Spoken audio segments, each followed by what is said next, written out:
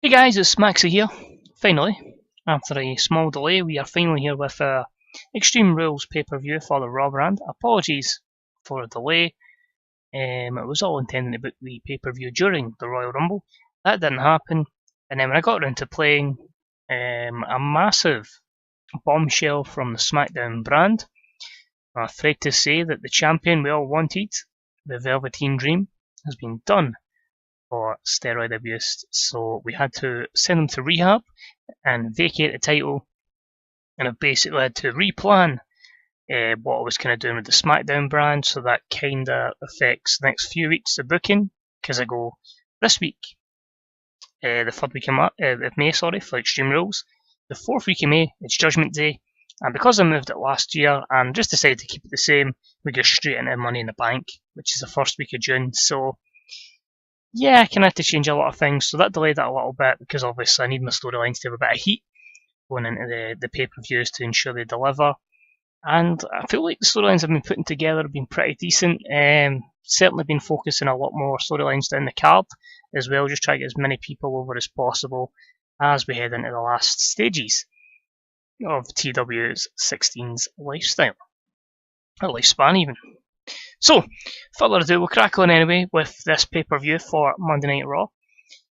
You'll see that because it is one of the last years in the save game, that I'm trying to push a lot of guys a lot quicker and a lot sooner. So there'll be a lot of people that are maybe mid-card, lower mid-card that are getting onto these pay-per-view cards just to get the exposure.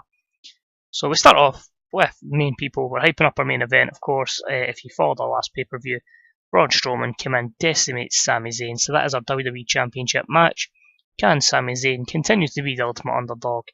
And can he beat this monster, this giant? So that is a B plus 87. Gets the show off to a good start, that's what you want. Gets the storyline advancing in front of nearly 70,000 at the Alamodome. In Texas, of course. So, start off, went with a good match, and it was great wrestling, good heat, and continued feud. We had Randy Orton defeat Kazuchika Okada in 23:42 with an RKO. During the match, we had Shinsuke Nakamura run in and attack Okada. So a great start to the show, continuing this rivalry between two companies, golden guys, you could say. B plus 87 is good, it got the crowd hotter, two great performances, but straight off the bat, you can see what I'm doing here. I want to go forward with Okada versus Nakamura in the WWE. So he comes in and causes the distraction to allow Randy Orton another impressive victory. And we just basically have Nakamura continue to beat Okada down, so like it's an A-star 100, so that's good to see there. So hopefully I can get an amazing match out of them in a WWE ring. We have a promo. It is the Intercontinental Champion, Marcel Barthel and Walter. Got a promo backstage. Basically Barthel's saying you want to see him in action defending the belt. Well, he says 9, not happening. No, it will be Walter in action. Basically try to push Walter up as quickly as we can, giving him as much exposure and getting in these high promos. So he takes on Shane Thorne, and it is an easy win. Subpar wrestling, little heat, and the big man picks up the win in 10:26 by pinfall. C plus 68, Shane Thorne with 61, Walter with 62. No skill improvements. We made this a storytelling match as we need one per show, but obviously he's one of those guys where his ratings won't be as, or his stats should be a lot better, but because of when the save started, obviously he's not quite at the level he is at in reality. So he's someone that I think, especially in more modern databases, and of course when we get to TEW2020, is just going to be incredible. Then I've got another big man that's certainly going to be causing waves going forward, which is Keith Lee, so a little bit of hype promo for him. Just giving him some exposure, and that is an E-23, just basically telling everyone that he is limitless, and you've got to bask in his glory. No match for him though, because he's still gaining some overness. Next up, we've got a hype video again, Matt Riddle, another guy I'm pushing very strongly, and that is a C61 for him. He is in action today, and he will take on Noam Dar. Decent wrestling, not a lot of heat, but Matt Riddle picks up the victory in 11:38 by pinfall. Both guys with 74 performance, both guys should have good futures ahead of them, but the Bro picks up the win and B-73 had to keep Noam looking strong as well. Next up, we've got a promo. Seth Rollins and soon to depart WWE superstar Dean Ambrose are in a triple threat tag team action against the champions Bray Wyatt and Luke Harper and Elias and I believe Bo Dallas. Just wanted to throw a third tag team in there to give other guys an opportunity. Yeah, E92 just typing up saying they're fed up being screwed over, and yeah, just stuff like that. That's really what this has been about. It's basically two teams of 4 main eventers, giving them something to do, raising the prestige of the tag belts, and yeah, keeping Seth and Dean out of the title picture effectively. So that's a decent promo. E92 match itself will happen after the over-the-top spectacular entrance by the champions, A-Star96. The match delivered well, A89, that's good. What I'll say as well, if you have watched Raw and SmackDown, then pay attention to this, if not, don't.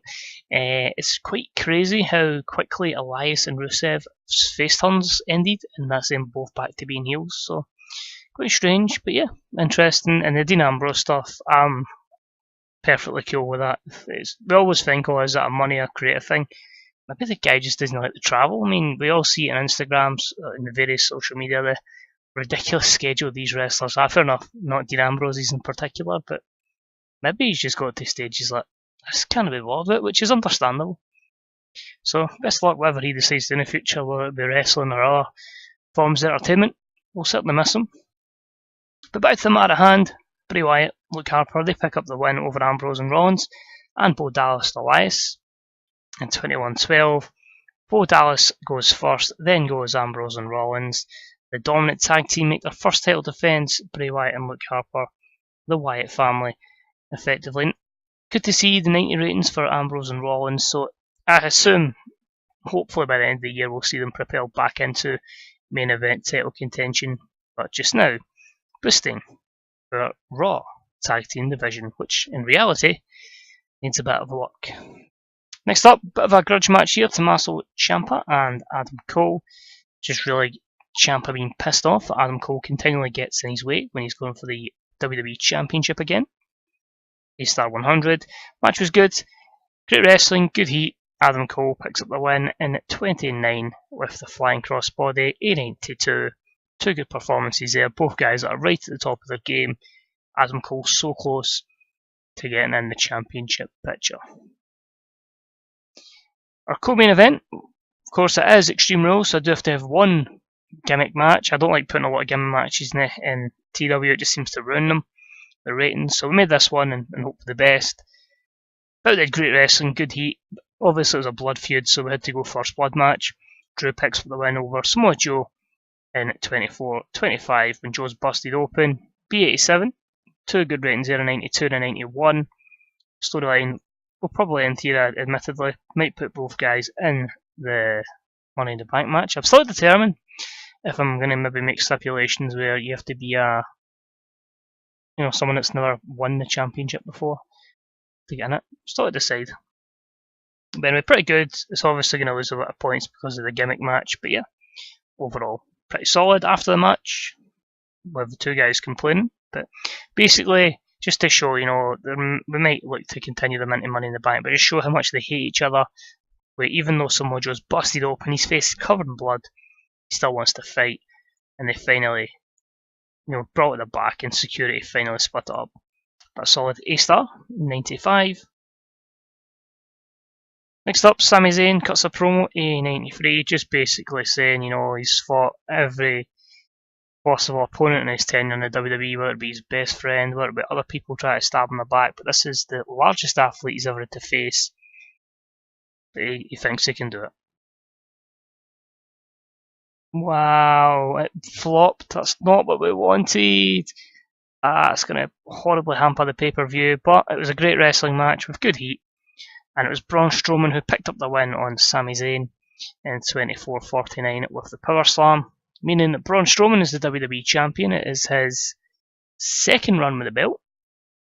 Disappointing that it's a B81. I can normally accept it when it is, low storyline because I can blame that myself. But basically, because we'd never put this combo together anytime recently apart from tag matches, I'm kind of like WWE in that sense. Oh, two guys are feuding, let's put them in tag matches or 6 months. But lack of psychology meant, poor. Even though it was a 92-90 performance, psychology stat hampers it. So we'll try and keep these two away from each other going forward. There is wrestlers they've got great psychology, so at least if one of them in would have carried a match. But yeah, that's destroyed it. And Braun's celebration is an A90. I have a feeling this one maybe dropped to an 84, 85. 88. That's not the worst. As I say, if we had a strong main event, we're easily in the 90s. But again, I always say to people, man, when you compare it to when you first start the mod and you're still figuring things out, the ratings are very low. So when you go for like a 77 at the start of it to an 88, and that's what you consider a very poor show, I mean, I don't think you can really complain. But overall, it gives us a good few options going forward. We see which people are getting pushes in the future. We also see, what does Sami Zayn do to bounce back for this? What's a dominant Braun Strowman title run going to be like? What's going to be next for Drew McIntyre? Are Ambrose and Rollins going to propel up the card just now? What's the script, And they obviously get Nakamura versus Okada. What's next for Randy Orton? So many things to be answered going forward. I think we'll go with Drew and Samoa Joe as pointed out as good examples. So pleased with both of them. We'll cut back to our main screen, see if there's any worthwhile news items. So other notes I can kind of confirm since the last episode. Punk is in. That's a done deal. There we go. Victoria or Lisa Marie Varon has started her own training school. That's quite cool. Erin Angel, of course, we had her at one point. She's now set to sign with CMLL. Did she ever win anything from us? NXT Women's, but wasn't really us that were in control of that. Volador Jr. Interesting. Anyway, show got fantastic reviews. That's good to see. DirecTV were unhappy because we're under the 90 or 89 threshold they asked for. A 4.42 on pay-per-view. Next time will be on pay-per-view with the various different providers. Will be Money in the Bank, of course, Judgment Day. Will be on the WWE Network. Yeah, overall pretty happy. I mean, I don't really think we need to worry about finances, prestige and momentum as well. As I say, we're losing our ABC deal, but we do have a deal signed up to go elsewhere. And yeah, it's just really a case of just playing along. I'm quite happy to keep going to WrestleMania, at least 39. If I can get to 40, great. But a lot of it will come down to how many pay-per-views I add in, especially with the women as well.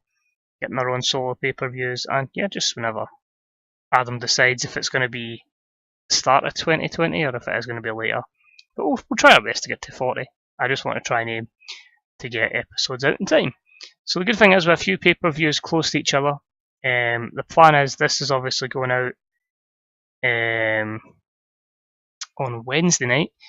I'm aiming for Judgment Day to be out on Tuesday, and then back to the Sunday routine for Money in the Bank, just to give a few days between episodes. I don't want to just boom boom boom, and I don't want to miss out a week either. So apologies for the lateness. As I say, it's just a case of trying to book it more so at the weekends, because you don't realise how long until you actually play TW. If you play it yourself, you know fine well how long it takes to book an episode.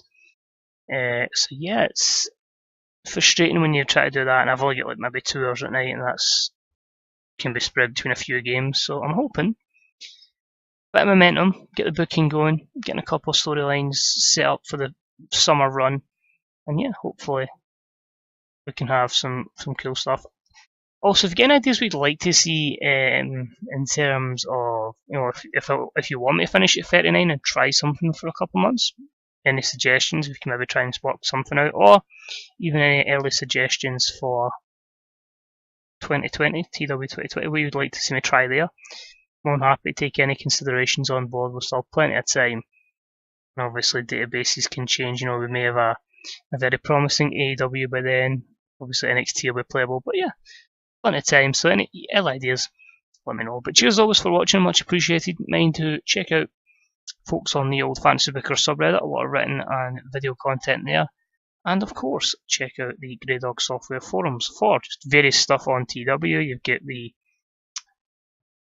fantasy section, the dynasty section anyway, where there's just a lot of written stuff in there, various information, how people saves are going, just in the general discussion, and of course, all the information going forward with the developer's diary. But cheers, take it easy, and yeah, hopefully see you soon. Hopefully next Tuesday for WWE Judgment Day. Peace out, bye.